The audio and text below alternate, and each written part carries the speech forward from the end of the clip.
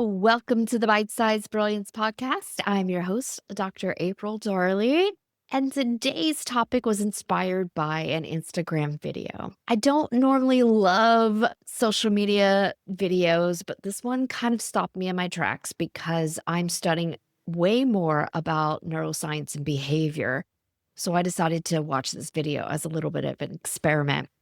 And this guy, I have to stop myself from saying kid because he's 18, I think, which came out in one of the interviews. And I'm a few weeks from my 50th birthday at the time of this recording. So to me, that's, you know, way young. But this guy was asking women on the street, would you date me? And we never know what really goes on in social media because I'm sure it's heavily edited, heavily curated to give you the point of view that's going to have the most shock value. But of course, all of these women were saying no. And I can understand if he came up to me on the street and an 18-year-old said, hey, can I date you? My first answer is probably going to be no, because that's too big of an age gap for me.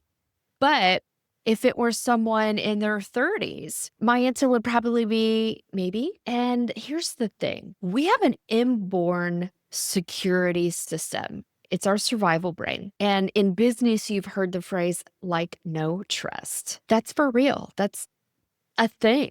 And your survival brain does that too. So in order for me to like you, I have to know a little bit about you first.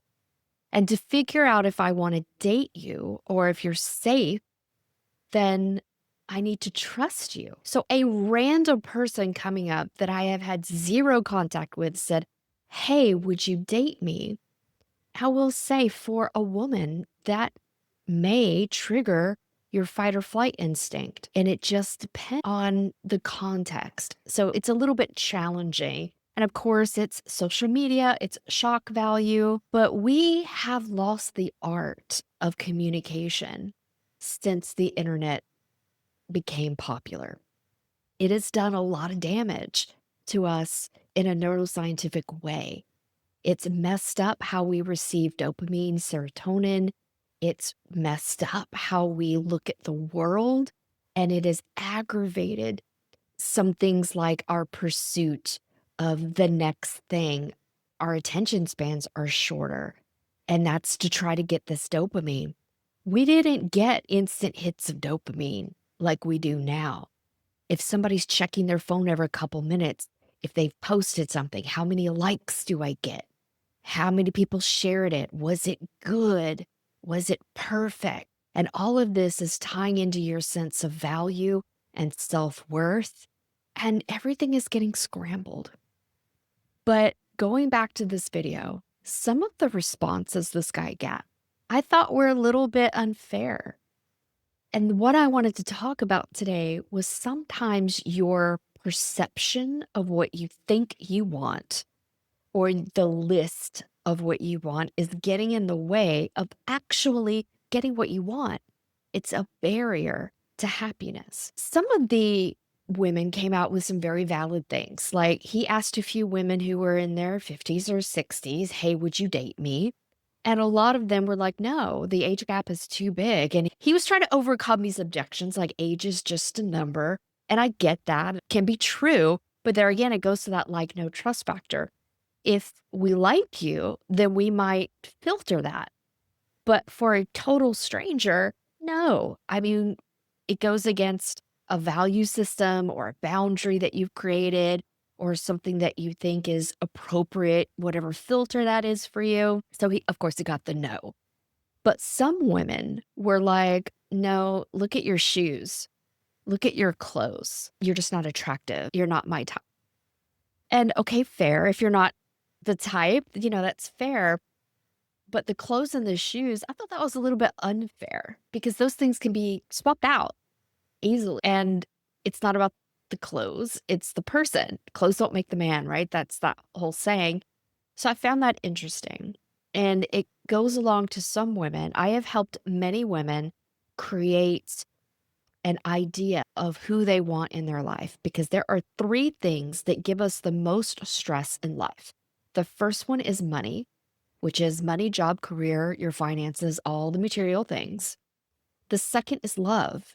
That's everyone you've ever loved, everyone who's ever loved you, and the love you feel for yourself. And the third category is ourselves. It's everything we think or believe to be true about ourselves, our self stories, our identity, our perceptions. These three things can really jump up and sabotage us in a variety of different ways. Now, for people who have created the perfect partner list, they put some things on there that to me are optional. Like they need to be 6'2" or 6'4", the blue eyes, brown eyes, like finance, all of these things. But does that really matter? And if you think, yes, that matters, and that if I have anyone shorter than 6'5", or if there's any other eye color besides blue, I would be compromising my values. Okay, you're allowed to have that opinion for yourself. But if I could submit an opposing opinion, there might be an amazing person for you, but their eye color's brown. There might be an amazing person for you, but they're only 5'8" or 5'10". How important is that really? Sometimes I will have my clients split their desires into 3 categories. Category number 1 is the must-have. These are qualities that your person has to have. For example, if I were trying to manifest this perfect partner, I'm going to put on there my must-have is that the person is kind, that they're witty, they're funny, they're intelligent, they're social. Notice I did not say anything about height or eye color in that. Those are variable to me, or what kind of shoes a person wears. But these are like core values that are really important to them. To me, what must have? Be kind to animals. Be honest. These are traits, these are values that can help foster communication and better relationships. How tall you are, your eye color, your shoes, don't do those things. The second category is what would be nice to have. And this is where you can put those things in that are your preferences. The 6'5", the blue eyes, good with computers, handy around the house. And they're nice to have because they're not necessarily going to make or break a relationship, but it's your preference. So that's the category of preference. And the final category is deal breaker. These are the things that you absolutely will not tolerate. This could be lying, cheating, abuse, drugs, whatever's a deal breaker for you. And when you split these things out, it gives you a clear idea of what really matters to me versus what do I just think is important. I don't want to use words like superficial or deep, but there is an element of that in there. Some people have the belief that I'm going to make this list, and if my ideal partner or my dream or my goal is not everything on this list, then I'm settling, that I'm compromising. And if I just hold out long enough, I'll get everything on this list. He can have 6'5", blue eyes, finance, trust fund. But at some point, you have to realize you have attached more feeling to perfection than you have to reality. And your list, or how rigid you are about the list, could be the very thing that is holding you back from your happiness. I recently spoke with a client, and my client insists on a partner looking a particular way. And so I'm trying to unravel that a little bit for her and figure out, why is this important? I asked her, if somebody came up and asked you to dance and he wasn't a 9 out of 10, like he wasn't the male model version of what your dream is, would you still say yes to the dance?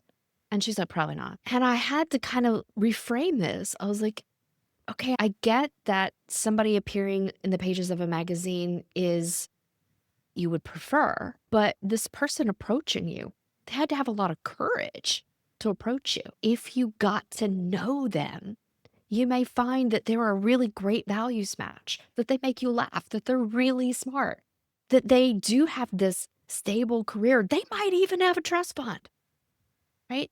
They may have something that is more important to you than these optional things. But if you are so dedicated to the list, if you let your preferences become your deal breakers, then you could be sabotaging your own happiness in a lot of different ways. It's a fine line we're walking here, because I do believe You need to have standards. You need to have preferences. These things matter. You need to have boundaries. But I also want you to look at things and go, how important is this really? And could I be sabotaging myself? Could I build more flexibility into this list?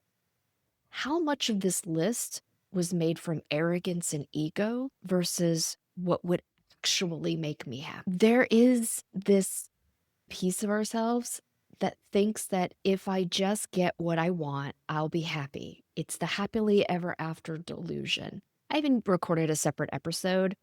Check the podcast. I think it's even called Happily Ever After, why this can be the worst thing that's ever happened to you. So check the podcast list. I don't have the number in my mind right now of which one that is. But when we hold on to this fantasy of happily ever after, and we look at reality and go, nope, doesn't match my fantasy, then we end up staying in a fantasy. And then the happiness just becomes a vague concept, not something you actually get to experience. And it's because of rigidity of thinking, inflexible thinking, and not being able to discern what matters to you actually, and not being able to discern reality from fantasy, and getting caught up in ego, arrogance, and perfection. I'm a big fan of the phrase, check yourself before you wreck yourself. And I think we need to have self-awareness and check in a lot of the times. Or we need to have a good support system, friends, coaches, therapists that can give us different perceptions and different points of view for our consideration. At the end of the day, the choices are yours. I'm willing to consider lots of different things as long as they didn't have anything on my absolute deal breaker list. And they had the qualities that I think really matter for good communication and good relationships. So you got to know yourself at the end of the day. The most important relationship you have is the one with yourself. And if you are letting arrogance and ego take the driver's seat, that can lead you astray from what actually matters and your true happiness. So this is food for thought, inspired by a wacky social media video. But if you are single out there and you are looking, really stop and consider, am I looking from a place of ego, arrogance, superficiality, perfection, rigid thinking, or am I holding true to some standards, some values, some boundaries? And what line am I not willing to cross? At the end of the day, as long as you're happy, that's okay. But narrowing the pool that is available to you typically either doesn't work, it takes a really long time to work, or still has elements of dissatisfaction because perfection is not attainable. That's not real. And if you are so dialed into the fantasy that you reject the reality, you suffer. And I don't want that for you. I want us all be happy in whatever way that happens. And I want us all to check ourselves before we wreck ourselves.